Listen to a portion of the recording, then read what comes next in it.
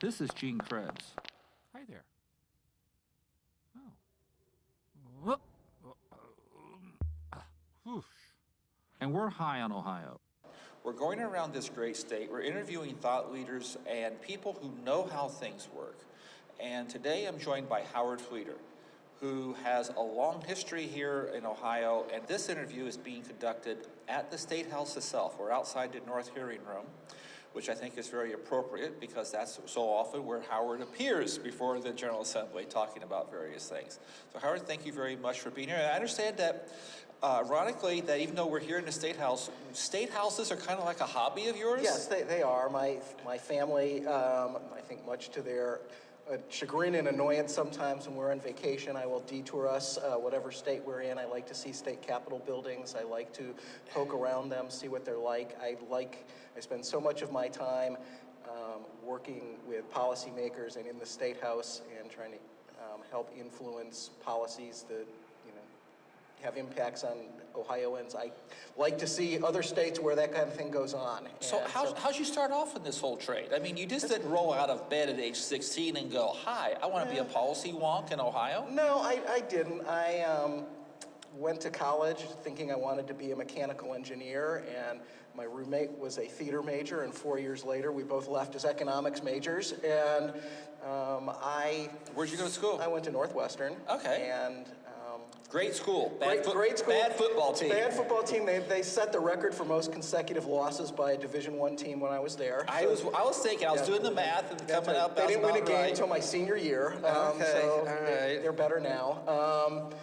But yeah, economics was a subject that I found that really resonated with me. I like the quantitative aspect of it. You like the dismal science. I do. I like the dismal science. I like the graphs, and I like the fact that economics, even though a lot of people don't think it does, economics really looks at how people make decisions and how policies are formed and how people respond to them, and governments can influence outcomes and behaviors. So after you left Northwestern, where'd you go then? I went to the University of California, Berkeley, got a PhD in economics, and then got a job at Ohio State in the School of Public Policy and Management. Okay. So I'm from Cleveland Heights, so I'm a native Ohioan. And I spent almost all my life here except for the time I was in college and graduate school.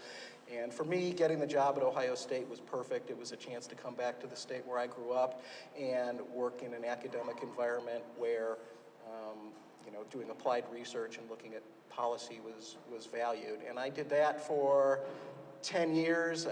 While I was doing that, I had an opportunity to work with Governor Voinovich on school funding prior to the DeRolf lawsuit. I didn't know at the time that I was going to continue to do that for what seems to be my entire professional career. But it's a full employment act. It is. I didn't know it at the time, but it's full employment. I did my dissertation on school funding in California, and I left Ohio State in 1999, went to Massachusetts at the University of Massachusetts in Amherst for a year, and then came back to Ohio, and I've been working as a public policy consultant ever since. We're here today talking to Howard Fleeter, who, and I have to preface this, there was a few years back, a good mutual friend of ours and everybody here, Brian Pereira, and I turned over an envelope and wrote down the 14 people who understand how Ohio is put together as a financial construct. And then Dick Sheridan died, who used to work for Center for Community Solutions, and now it's down to 13. Okay, and Howard, you're one of them. Now, I've got to be very clear to everybody. I am not. I am like the Spanish Winter Olympic team. I'm very competent, but no one's exactly afraid of me. You know how education funding also impacts the Medicaid and human service community. There is an interplay there. And this escapes most people. I always joke that, they decide to increase the transportation line item in the education budget, and that has an impact on workforce development somewhere. But so you're known, though, whether you like it or not, for the school funding battle here. So how do you see school funding, and you were involved all the way back, and how do you see, as a result, how are things different now than they were in 1991? And how are things better, and where have we not made a big change in things? That's right. Well, Gene, thanks for having me here. Thanks for inviting me to talk about this. Thank you for laughing at my jokes. I did get involved in this in 1991. Governor Voinovich came to the School of Public Policy and Management, where I was a professor, and said they were looking for somebody to do some research on school funding and evaluate the problems and come up with not just one solution, but a range of solutions. And that was prior to it was after the DeRolf decision had been filed, but well before the rulings. And I think the idea was that I could come up with a plan and hand it over to the governor, and he could work with the General Assembly, and they'd fix school funding, and the lawsuit would go away. And well, we know 4 lawsuit rulings later, I failed if that was the goal. But I think, there's a lot of debate about whether the funding system is in compliance with the DeRolf decision or not. And the DeRolf decision is over. I look at this more as, is the funding system better now than it was in 1991 when I started working on it? And I think clearly it is. That when we first started, there was no method for determining what the base cost of an adequate education is. That's the primary building block for starting any school funding formula, is knowing what the average cost of educating a typical kid in a typical district is. And back in 1991, we had no methodology whatsoever of how to do that. The General Assembly would just meet and they'd deliberate and balance their priorities and determine this is how much we are willing to provide for education, how much we can afford within the state budget, but there was no judgment about here's how much is needed. And now, 22 years later, we've been through at least 4 different methodologies for how to figure that out. We still can't agree on one, but at least there's an understanding that we need to understand what the costs are, how much money needs to be in the system for different types of districts who serve different types of kids. And while we still have yet to reach an agreement on it, our discussion is at a much higher level than it was, and we've made much more progress, and we've put a lot more money into the system than was there in 1991. In 1991, there were children in Appalachia being educated in what was a converted coal bin. Yes. The Ohio School Facilities Commission has poured, what is it, how much, $4.8 billion? It's more than that. I think it's almost $10 billion. $10 billion? $10 billion. That is literally concrete proof that the DeRolf decision has had a major impact. And has it has it increased our test scores, I guess, or has it given us smarter kids, or? Our funding system is better, and our educational outcomes are better now than they were 20 years ago. I think are they still where they need to be? Neither one is where they need to be, but we're clearly better off than we were. All right, how will we know when we've hit success? I think that's a good question. Ultimately, success is getting all 1.7 million kids in this state graduating from high school with good job prospects. But that goal is a long way off. I think what we can measure success by increasing opportunities for kids, regardless of their zip code, of where they're growing up, how wealthy they are, how poor they are, increasing opportunities for them to have productive lives, be productive citizens, and move our state forward. All right, let me throw this at you. Is that too abstract an answer? No. Let me throw this at you, though. All right, people who know me joke that for any time you can give me any sort of public policy problem, my first response is blame sprawl. Kind of sounds like a South Park episode to a certain degree. Blame Canada. All right, blame sprawl. But I will tell you that in 1950s, the educational model from a funding standpoint worked pretty well, because where you lived was also often where you worked and where you shopped. Right. And now we have this complete, to use policy speak, we have a complete separation of your domicile from your economic activity. And because of that, we have communities that are basically just bedrooms. Right. And the best school system, and indeed the best county to live in Ohio, is one that's full of outlet malls, industrial parks, and you have the only house. And we have some that are almost that bad. Right. Right. So from that standpoint, cutting through this Gordian knot means that you're going to have to start aggregating the taxes at the state level and distributing them then through a formula, and also abolishing the 20 mil floor, which gives us phantom revenue and a whole lot of other disruptive things. Right.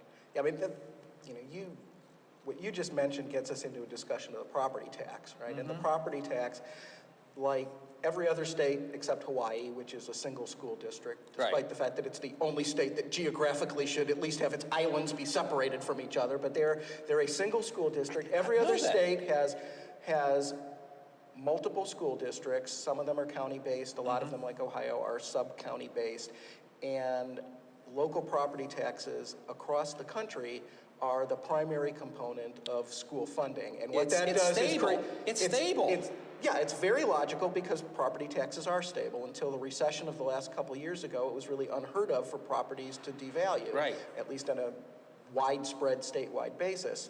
And because of that, because local governments are small, they really require a stable tax base. They can't withstand fluctuations from income tax and sales taxes and things that depend on consumer behavior and employment and things like that. So it's logical to start your local services with property taxes. The problem is that you create extreme inequities. And Ohio, because of how diverse a state it is, has as extreme inequities as just about anywhere in the country. We have wealthy suburbs, we have poor rural areas, we have sprawl. We have sprawl. We have a lot of urban areas, a lot of rural areas, a lot of suburban areas. And so it creates a higher degree of difficulty in coming up with a funding formula that works for all those different circumstances. But that's the logic, is that because the local inequities in revenue raising capacity are so extreme, that the state needs to come in. That's the purpose of the funding formula, for the state to direct more money to places that can't raise it themselves. It's a tall order for the state because of how extreme the problem is. All right, now at my age, I just celebrated my 20th birthday. It's, to me, the thing that I measure now is how much weight can I lose. But when I was young, it was how much can I bench press, okay? Interesting, I never thought of it this way. But with education, nobody has published any sort of a benchmark. What is the goal? I mean, if you were to tell, I think that's one thing that I think that Bobby and Betty Buckeye find frustrating out there, is we're told, we need more money for this, more money for that, but there's no benchmark. How do we know when we've achieved success and the advocacy community can fold their tents and go away? I think we need two types of benchmarks. I mean, one is we need to get some sort of general consensus about what the minimum amount of money is necessary to provide a decent education in a typical school district. We need, and we've been close over the last 10, 12 years. We've been very close under a couple different methodologies for determining that. We've been within a couple $100 per pupil several different times. So that, I think, is an achievable goal. And if we achieve that, if we can figure out what the starting point is, and then we can figure out how much more do we need for a kid who has this disability, how many for a kid who's non-English language speaker, how many for a kid who grows up in poverty and is in school with there's high concentrations of poverty, which create make learning harder for a variety of reasons. We need to figure that out, and I think we're close. I think that's manageable. The other thing we need is, for Bob and Betty Buckeye, I like that phrase. I do. It's a good way to think about your typical Ohioan, and the thing that differentiates us from other states in school funding and for lots of other services is how much we vote at the local level. And there's a lot of reasons for that. We historically have decided to provide some services at the local level that other states provide at the state level. Lots of human services. The county agency in some state is just an arm of the state. Here, the county agency is really a county agency, gets its money from the county taxpayers. For schools, we vote on school levies much more than anybody else in the country, and that's because of the way our property tax works. And because of House Bill 920 doesn't allow any inflationary growth, and because inflation applies to school spending like it does to other things, we have to go back to the ballot, in lots of districts every 3-4 years, and I think we're at a point where the term people use is voter fatigue. Yes. People are tired of being asked to pay more for for schools and other services, just because they've been asked so many times. And I tally school levies, and there have been over 10,000, operating levies for schools,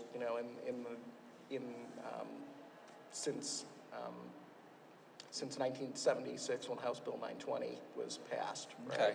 And those are just operating levies. And so, the average is the average is around 300 school levies a year. Yeah. Which, about 60% pass. Right. Yeah, they pass. It's hard work. It's become more and more divisive. Right. We've had a trend where it used to be years ago that the percentage of families that had kids in schools was much higher, was 30, 40%. Now it's 20, 25%. So fewer people see that they're benefiting. And so it's getting, dollars are tight everywhere. It's getting harder to get people to support things that they feel like, didn't we just vote on this? Well, a segment on this called myth busting. So tell us something that everybody out there, thinks is true, but is not true, and can you tell us why it's not true? Right. For my myth, I think I will select the fact that people think Ohio is a higher tax state than it actually is. Okay. And we've had a lot of attention since 2005 when we had the House Bill 66 tax reforms. We had a 21% income tax reduction. We've had a couple additional income tax reductions since then. I think we've taken about probably about 35%, about a third reduction in our state income tax. And when you look at the data, and the data I look at comes from the Census Bureau, and just looks at Ohio, and it measures taxes per capita, it measures taxes as a percent of personal income. And the latter is the one I really think is, Right, measure it, because the issue with Ohio is, as our state has lost manufacturing, our personal income growth has not kept pace with the rest of the state. So, and the coasts are very expensive to live in. Right. And so when you look at that data, though, whether you look at it per capita or you look at it as a percent of personal income, when you look at our state and total taxes together, we're typically in the middle. We're usually between 23rd, 24th, 25th, 26th, right around the middle. When you separate our taxes, you can see that there's a big imbalance, that our state taxes were typically around 35th, 36th, 37th, with one being the highest. And our local taxes were usually in the top 10. We're somewhere 5th, 6th, 7th, 8th, right? Yeah. And so we, for a variety of reasons, our local tax burden is higher than the national average. Our state tax burden is lower than the national average, right? So we have income taxes we have income taxes for municipalities and villages. We have income taxes for schools. Yeah. We have sales taxes at the county level and for transit and other special authorities. And at the state level. We have property, at the state level. We have property taxes for schools and other local services, of which we have a lot of local services. And we have like 3,500 special districts running around this state. We do. We have, I think the number of taxing districts is over 4,000. So we have 600 school districts, 88 counties, and 900, 3,000 and something. We have the 300 libraries. We have 1,500 townships. 900 villages and cities. Right. Just, we must love government because we have so much of it. We just don't want to pay for it. I think that's a true statement. We like local control is what we like, but the cost of local control is that you have to pay for it. And so, I think when because of our structure, we have a lot of, just the number of jurisdictions and taxes is high, and our local tax burden is high. Our state tax burden is actually in the bottom third. It's modest. And so, to me, it's ironic that the tax we've been cutting the most aggressively is the one at the state level. You could probably make an argument that if we wanted to cut an income tax, it ought to be the municipal income tax. Yeah. And, all my friends at the Ohio Municipal League and city managers will be beating my door down for saying that. But that's our that's where we lack balance. And the other thing, I think, is that even though our personal income has not kept pace with a lot of the other states that are our peers, we're really still, in terms of our resources to pay taxes, we're about at the bottom of the top third, Yeah. right? And in terms of our effort of what we Yeah. actually do to tap in, we're about at the top of the bottom third. So when Yeah. you multiply those two things together, that's where we end up in the middle. So the perception is that we're more highly taxed than we actually are. And I think the reality is we just have a lot more taxes that we pay than people in other states do. Yeah, So you're right, and this is the thing that has always struck me about Ohio. People need to understand that no other state is structured the way we are. right. I mean, we have, this Constitution worships at the altar of local control. And we have a vast amount of overlapping and sometimes very confusing local jurisdictions. It makes it sometimes hard for business to negotiate, know where they're supposed to be and who they're supposed to be doing what with. Well, if you ever drive around Columbus, I defy you to know whether you're ever in the city of Columbus or not. Right?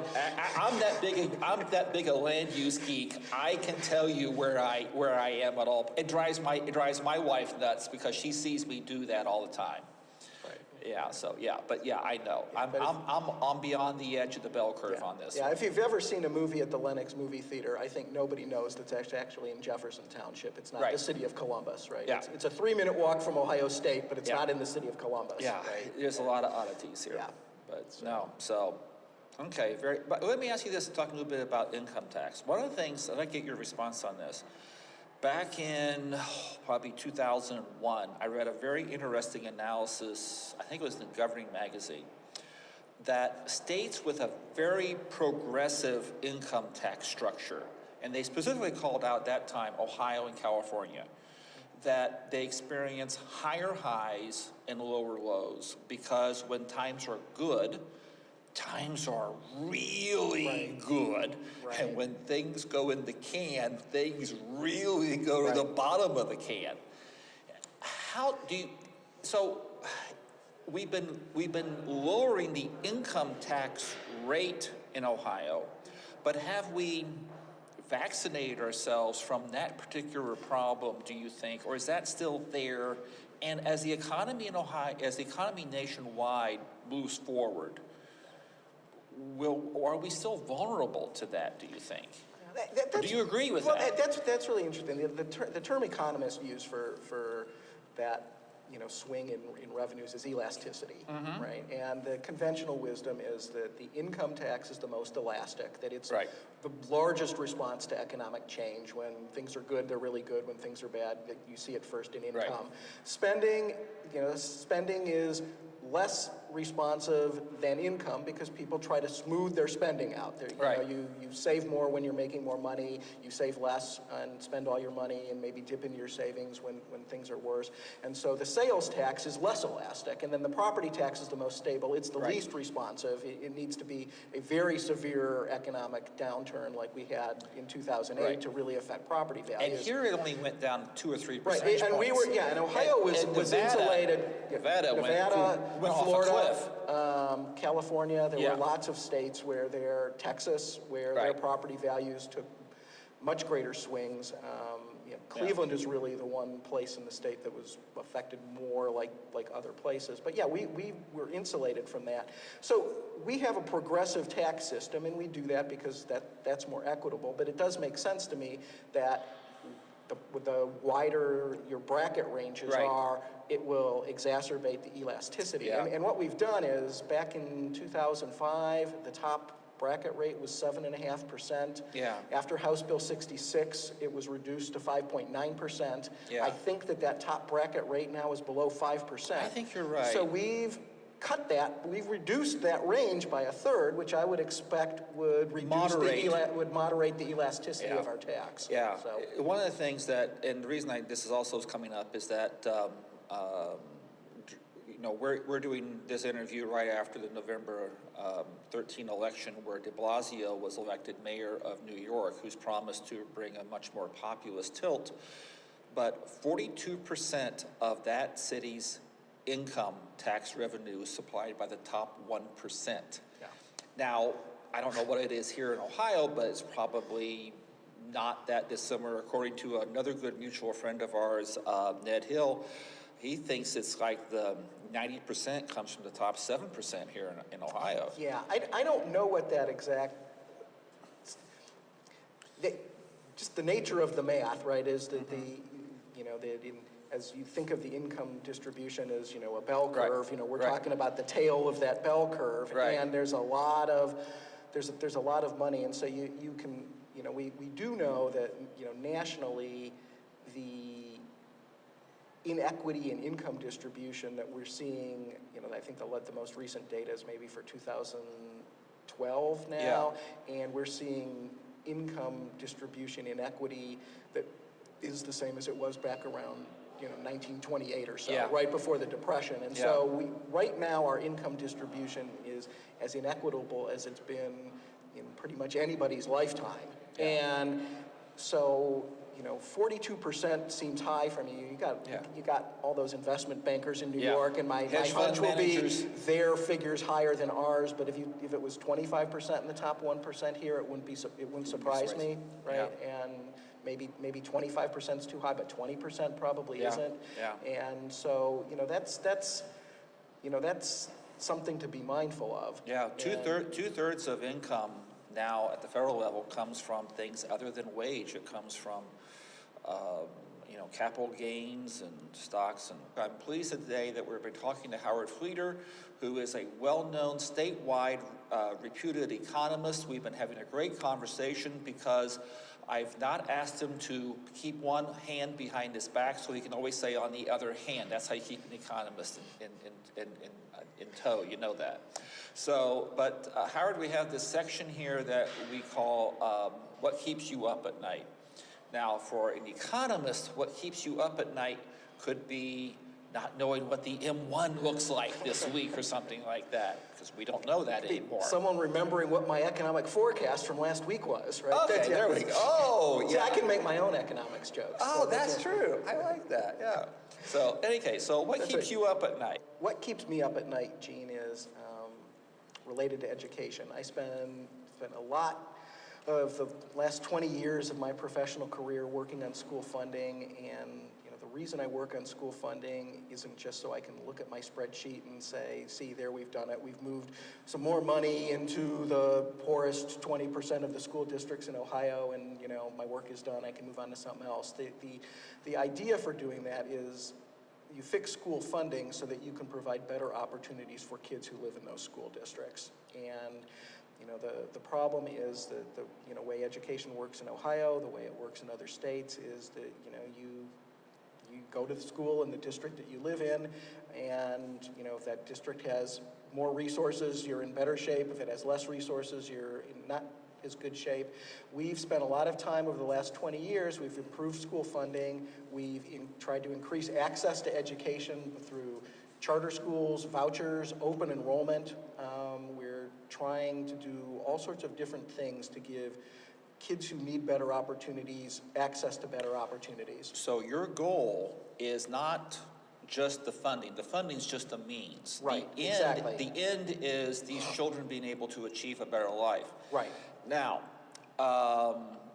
then you know what Mark Twain said. He says there's lies, damned lies, there are statistics. A sociologist named Ruby Payne has done some very interesting work that, in effect, that sometimes the family structure and the culture of the lower income cohort actually prevents those children from moving up the food chain. That as the kids start to achieve more academically, the parents start saying, well, what are you trying to do that for? You getting uppity here? And if you talk to, in talking to African Americans who were successful academically in high school, they will tell you flat out that it was very tough on them, being known as being academically successful in high school, because then they were looked down upon and teased for it and harassed for it. So you have that going on. And then David Rusk has done some very interesting work in Maryland. He says that he believes that it's mixed affordable housing, that, how we have these large blocks of poor tends to concentrate the poverty, and by getting those children exposed to bourgeois attitudes towards work, you get up at 6:30 in the morning, you go to work, you come home, you take care of your yard, you feed your family, and you go to bed at a reasonable hour. Right.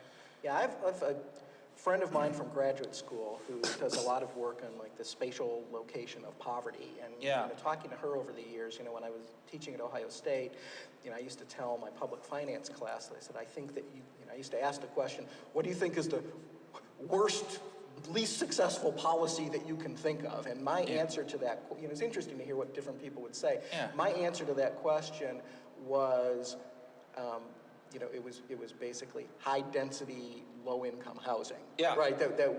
That's from my understanding of the research and from talking to my friend Kathy and from what other people say, what we succeeded in doing by that was creating, shutting low income people out from the rest of the economy. And there's a lot of data that says the best way to get a job is to know somebody who has a job. And when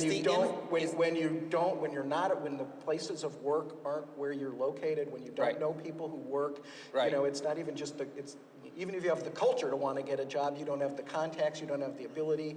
Our public transit in lots of cities aren't good enough to get people where they need to be. Right. From where they live to where they can afford to live to where the jobs are. Right. And so I think there's this spatial aspect of poverty where we've concentrated it and we've cut people off from the economy, and then that's got repercussions for education and values towards education. And economists who look at education, sometimes they talk about, because economists like to think about everything they do is like making a widget, and you talk about the production function for education, and you get a lot of educators who recoil from that. And there's one very famously who said that teaching a child is more like growing a flower than it is like making a widget. And I think there's a lot of logic to that. There is. And but economists talk about the home production function, right? That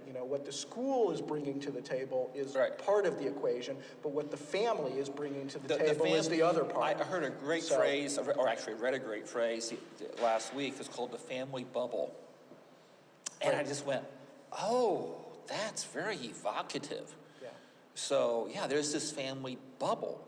But if there is no bubble for the child at home, if there is if the bubble's been perforated, no longer exists, the child's just tossed out there at the mercy of forces that it can't comprehend, that are not always agreeable to it, like, gangs and stuff like that. How getting this child to function?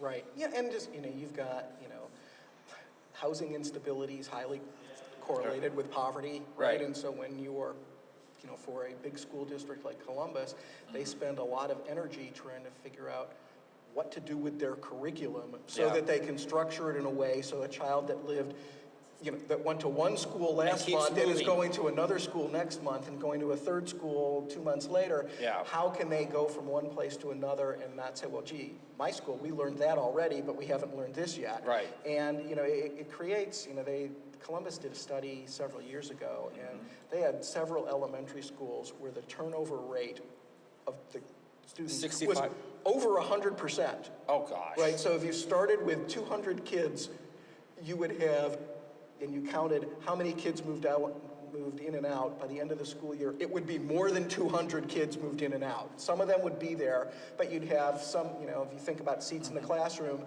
some of those seats would have 3 different kids in them over the course of a year. And so how do you teach in an environment that's that unstable? And so they've started to do things where if you start school in one building, even if you move, you can continue to stay in that building. It creates lots of transportation demands, right, to do that. But there's lots of challenges that go with poverty, and we've tried lots of strategies, and we're still not where we need to be in terms of addressing that issue. And it's difficult, and it's the kind of thing where I don't think it's something where the school or the government entity can do it themselves. You need to partner with the community, and a lot of people make fun of the it takes a village phrase, but I mean for something like this it really does, right? And so we've tried lots of strategies and we've increased opportunities, but when I think about what keeps me up at night, we still are not as far along that path as we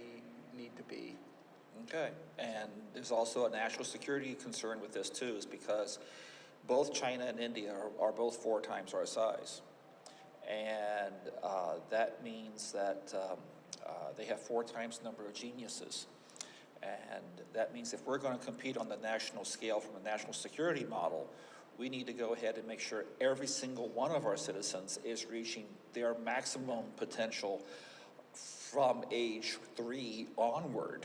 And it's, you know, it's a big challenge for us. Right. It's a big hurdle. I mean, there's an economist, I think, who tried to quantify that, and I think the lost productivity was an enormous number. I think it was over $1 trillion. Oh, right? yeah. You know, a trillion's a bigger number than I really, it's more zeros than I have a handle on, right? That's a lot of numbers. But it is, I mean, the lost productivity of having citizens who don't have the skills to be productive, contributing members of our economy, it's staggering. Yeah, we're high on Ohio.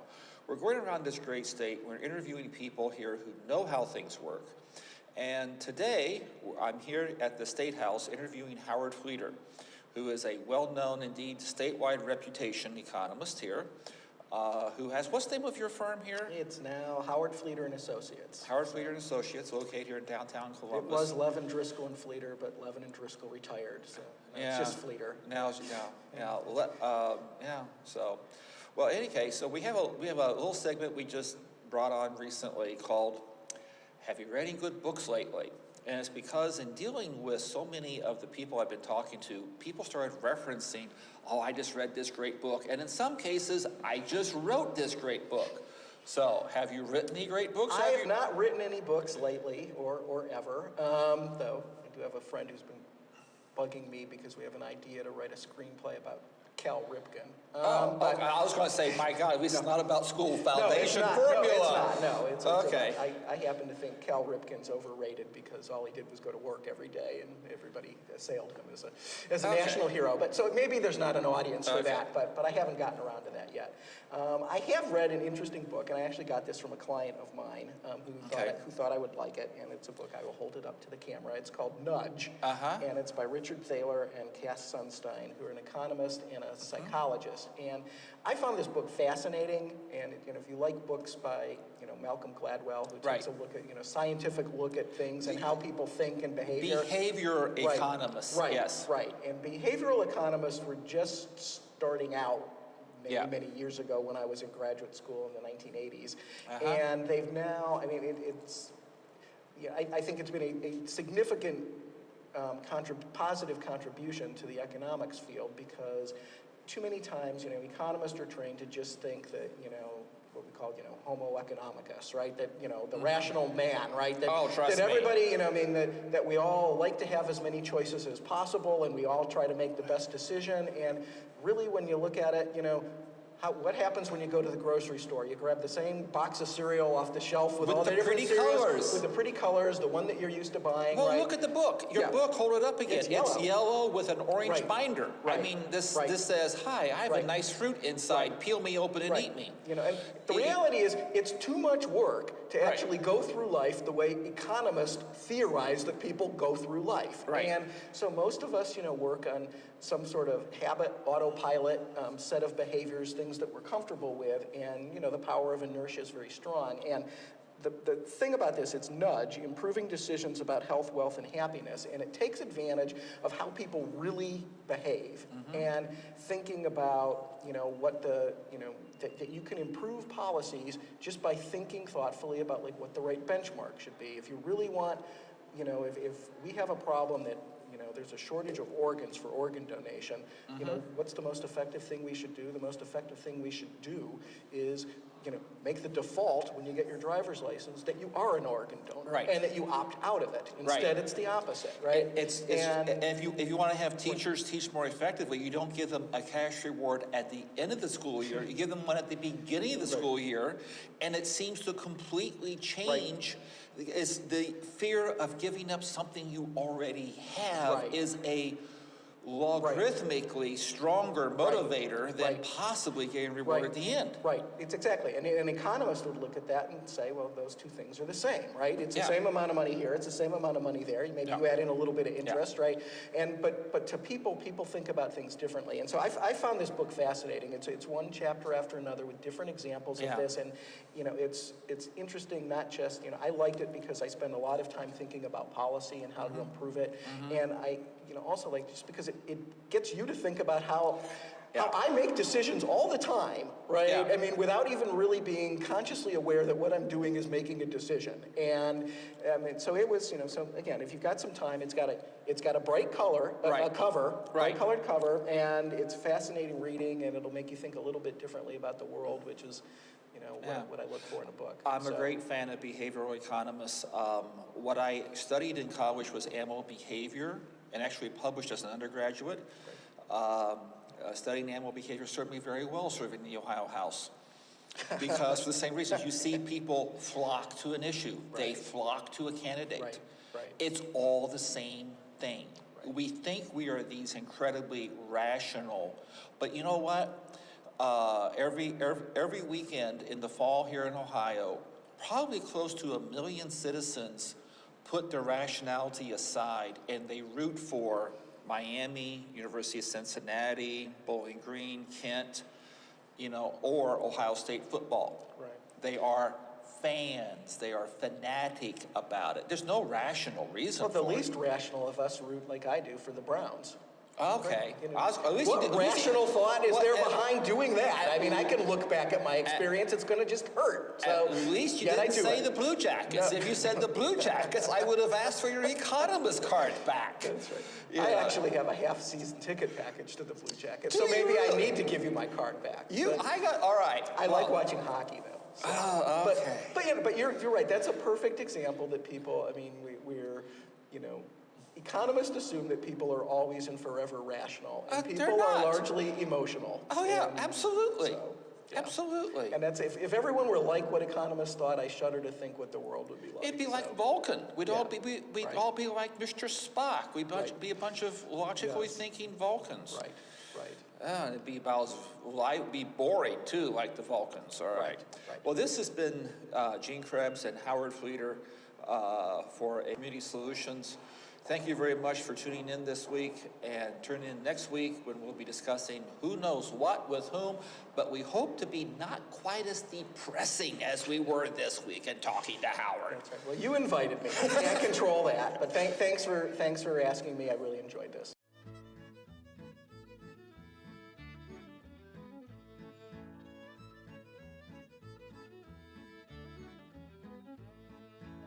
For more about the Center for Community Solutions or their publications, please visit www.communitysolutions.com.